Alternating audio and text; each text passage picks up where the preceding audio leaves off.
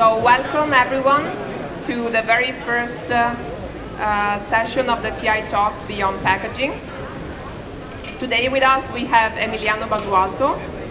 He's a senior analyst at ICIS, and this is the second time for us to have him, to host him on our booth at the Interpack.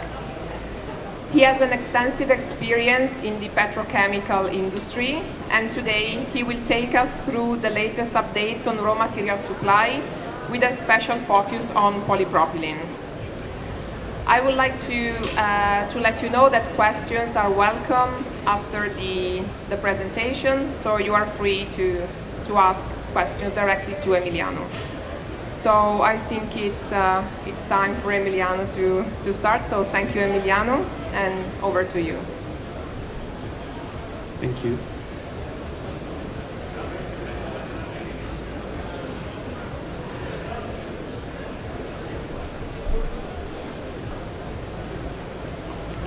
Well, first of all, good afternoon, everyone, and thank you for having me here again.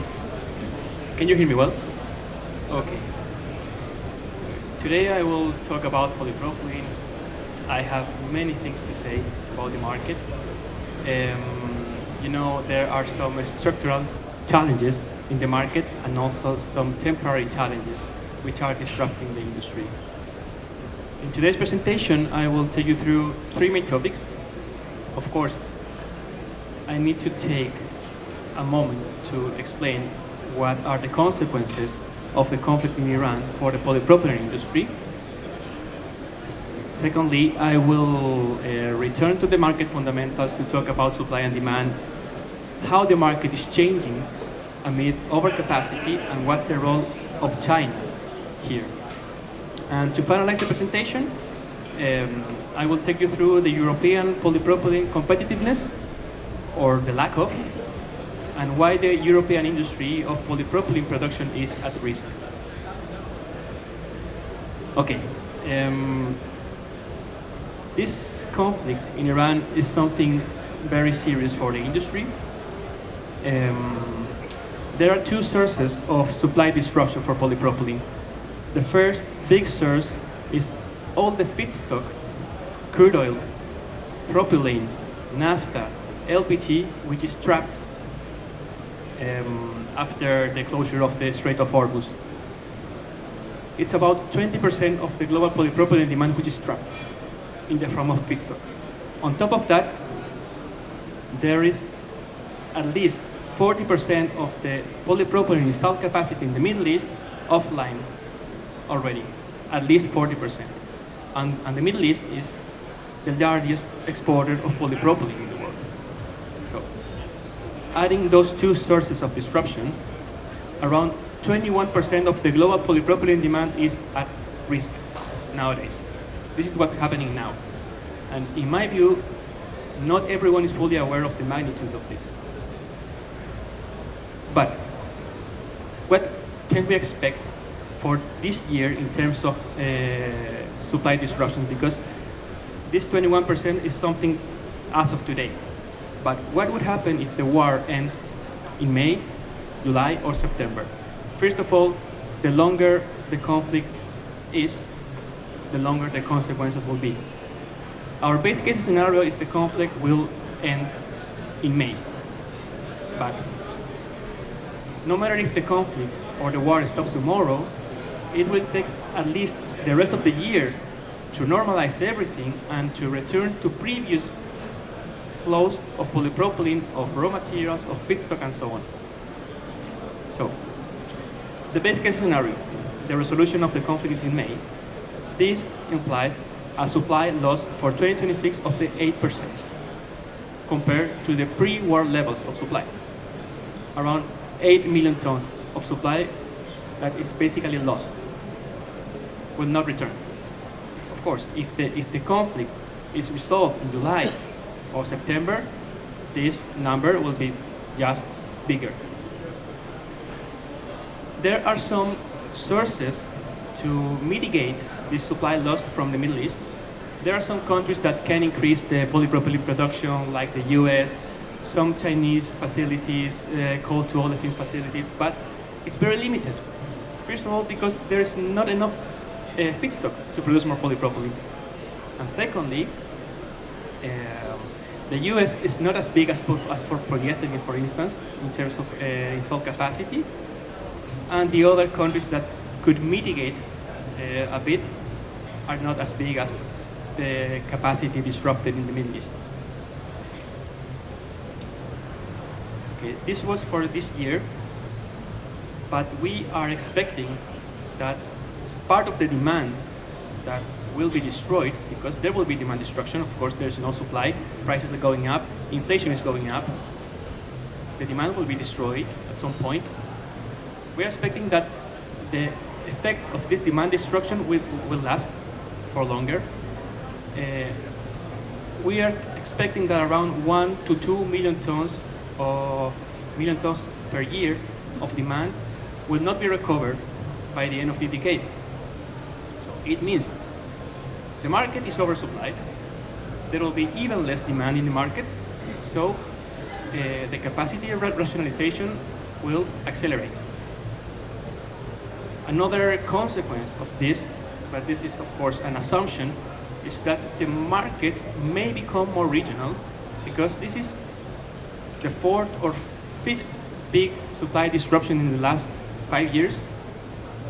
For COVID, the logistic crisis in 2021, the war in Ukraine in 2022, the disruptions in the Red Sea in 2024. Now this, we can even consider the Liberation Day tariffs in 2025. So this is how the market is now. It's fully disrupted every year, but at some point we think that the market will become more regional, at least for some months, for some years. And that will also increase the cost of the value chain, adding more demand destruction to the picture. Now, focusing on Europe, of course, this conflict is negative on average for almost everyone, but in the case of producers, European producers may have an opportunity here, because Europe in 2025 was around 85 to 80% self-sufficient on polypropylene. So it means that 15 to 20% of the polypropylene in Europe was imported last year, mainly from the Middle East, from South Korea, and therefore producers now in Europe are increasing their margins drastically, and they are trying to regain market share because the rest of the supply is disrupted. But there are also some challenges for suppliers, for producers. Why? Because there is not enough propylene. So no matter how much a producer wants to increase operating rates to serve the market, there is not enough propylene. Refiners are preferring to produce fuels over naphtha. Naphtha is the feedstock for crackers, and crackers is the main source for propylene in Europe. So even though the installed capacity of polypropylene in Europe is enough to serve the domestic demand, there is not enough propylene to do so. And for buyers,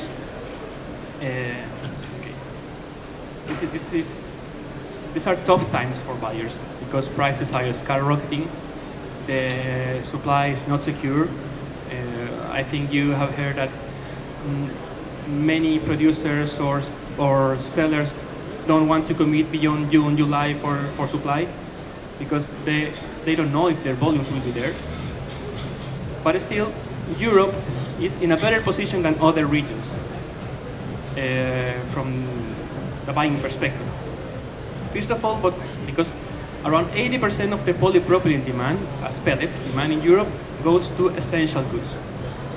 Essential goods means more price inelastic.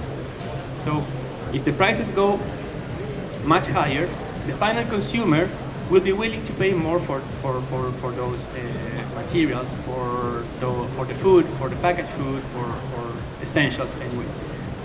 This is not the case, for instance, in Asia. In Asia, we are already seeing how some converters, or many converters, are stopping because they cannot afford or they cannot transfer the extra cost to the customer. That's not the case in Europe.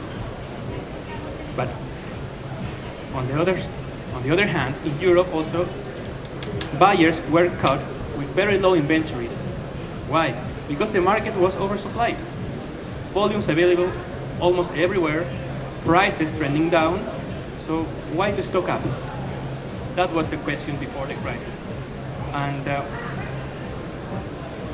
finalize this part of the impact of the conflict in Europe, energy prices are also going up because of natural gas prices, and natural gas prices will remain high no matter when the conflict ends.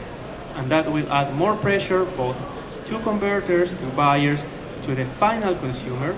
That will imply a higher inflation and more demand destruction.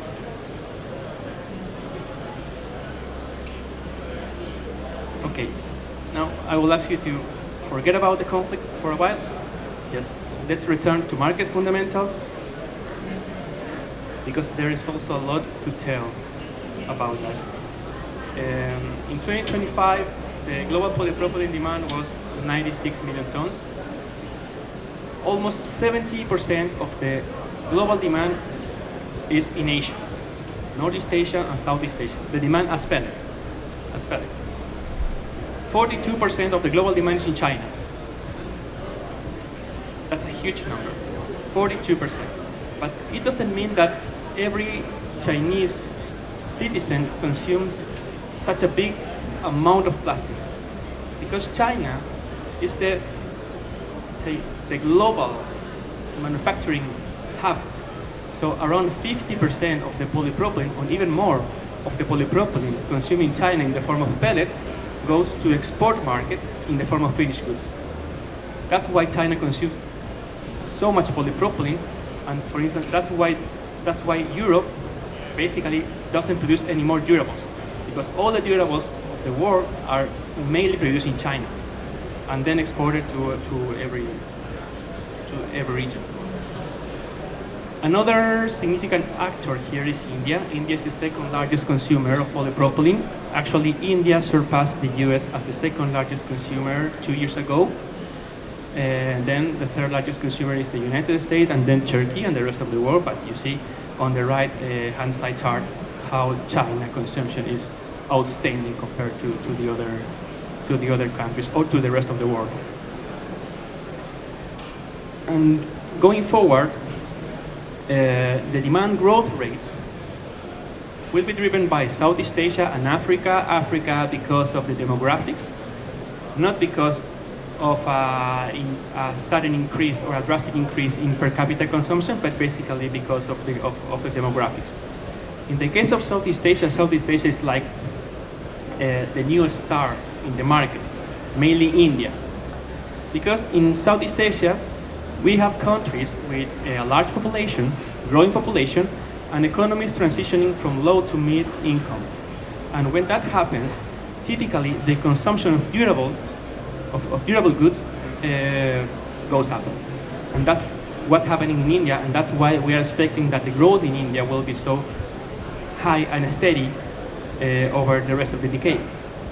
China will moderate its growth because its manufacturing model is already mature, but it doesn't mean that India will catch up with the consumption level of China in this decade. No, that's not going to happen, because the difference in terms of volumes is too big, and that's not going to happen in 30 or 40 years.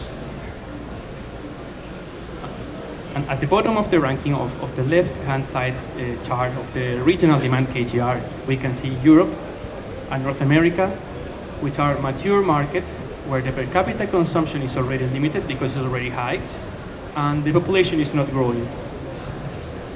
That's the reality. And overcapacity. It's not possible to understand the fundamentals of the market if we don't understand the global overcapacity in the business. If we take 2019 as a reference, because 2019 was maybe the last normal year in the industry in terms of supply and demand balances. If we take 2019 as a reference, and we consider the demand expectation by 2030 and the global installed capacity expectation by 2030, we are seeing that there is a mismatch between the global installed capacity and the global demand of around 20 million tons. So it means if we want to return the industry to 2019 supply and demand levels in terms of balances, 20 million tons of capacity will have to be rationalized. 20 million tons is the European capacity twice. It's around 80 to 90 polypropylene plants. That's the order of magnitude of the overcapacity. And where the new capacity is being installed? Mainly in Asia, mainly in China. On this chart, we can see, for instance, taking again 2019 as a reference, by 2024, in Northeast Asia, mainly China, already 19 million tons of new capacity were added. So China, in 5 years, built 1.5 times the European capacity. So in 5 years, China built what Europe took 20 to 30 years to build, times 1.5. This is what happened. So it's something out of any order of magnitude that we have seen before in the industry, and sometimes this is very difficult to understand for the Western part of the world, because why China is doing this? This is not a random outcome. This is because of the Chinese policies to become self-sufficient, in this case, in polypropylene. This was a government plan with a full and transversal alignment of every stakeholder, private players, state-owned companies, local governments, central government, of course, that drove to this situation. Those are the capacity additions over the decade for China. So last year, China just added almost 5 million tons of new capacity. 5 million tons. That's a lot. That's a lot. But China is not looking for being the next exporter of polypropylene in the world, because China doesn't have any kind of cost advantage when it comes to polypropylene production. China needs to import most of the raw materials. They don't have big reserves of crude oil. They have some coal, yes, but it's a small amount compared to the size of the downstream industry. So China is doing this decade also because by 2030 there will be like the carbon peak target policy from the government. So after 2030, China cannot add more carbon emissions to the system without removing something else. Because that's the year that the Chinese government said, okay, in 2030, our carbon emissions will peak. And from now on, we need to go down or keep it flat. So China is building this decade the consumption for China for the next decade. That's why we see how this capacity additions curve is basically slowing down towards 2030. Many Chinese producers are losing money, yes, many of them. It's part of the plan. It's not, they don't play the same, with the same rules or the same playbook as most of the industry. They are willing to lose more money, but always sticking to the strategy. And about the European industry. Of course, this is not good news. Just a quick overview of the European polypropylene market. It's around 11 million tons. Around 45% to 60% of the polypropylene market is not easily imported, so that's why the polypropylene market in Europe is still very local, with a lot of contracts between producers and buyers, because it's not very easy because of the type of final segments to import massive volumes of polypropylene and just use those volumes in the final markets in Europe. But it's a matter of time. This is already happening. It's a matter of time that we will see more and more imports coming into Europe. And most of the polypropylene goes to packaging applications, to consumer applications, as I said before, essential applications. Just a small portion of the polypropylene goes to vehicles or to industry, let's say, with more added value, because most of those goods are being produced elsewhere, mainly in Asia. And also, the European polypropylene industry is the most expensive industry in terms of production cost. Last year, Europe was the most expensive production hub among the major ones. It was around 30% more expensive than the Middle East in terms of cost of production, because of the energy cost, because Europe needs to import the raw materials in the form of naphtha, crude oil, whatever, quite expensive labor, and also all facilities, which requires a lot of investment, a lot of maintenance, because Europe also has the most aged facilities along the major producers, by far. It means increased maintenance costs.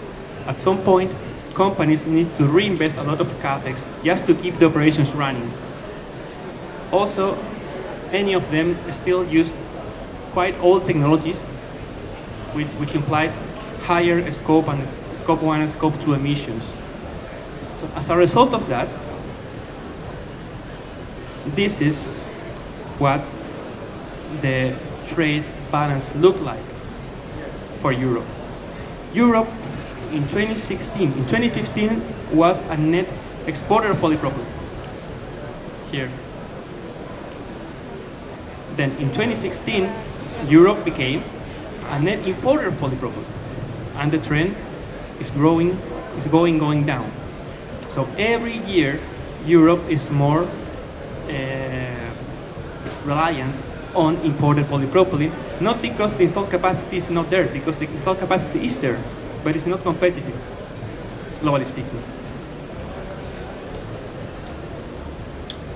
As a summary, regarding the Iran conflict, this is a structural disruption, a big one. The recovery will be slow and will bring long-term challenges, especially on the demand side. Also, the market is structurally long.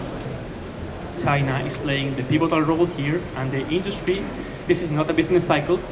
This is a complete shift, a complete change in the industry. And finally, the European competitiveness is structurally challenged.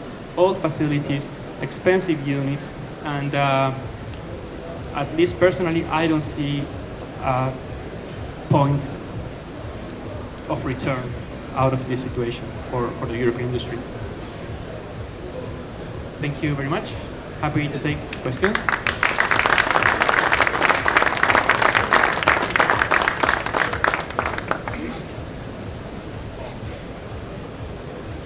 Thank you, Emiliano. I would like to ask if the audience has any questions.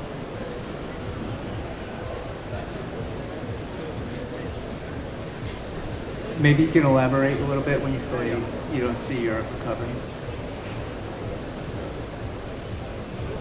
Yes. Let me go back here. Okay.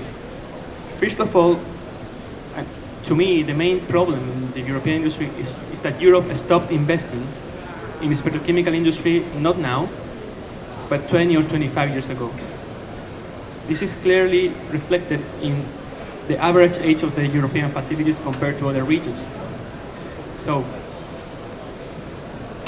this trade balance, this negative trade balance, is not the result of the overcapacity, it's the result of the lack of investment in Europe, in the petrochemical industry. And this is the result not of the last 5 years, the last 15 years. So to revert this back will take time. I was discussing with Mario before this presentation that Europe, in my view, needs to think in the future market, not in the conventional market anymore, because that battle is already lost. because of this.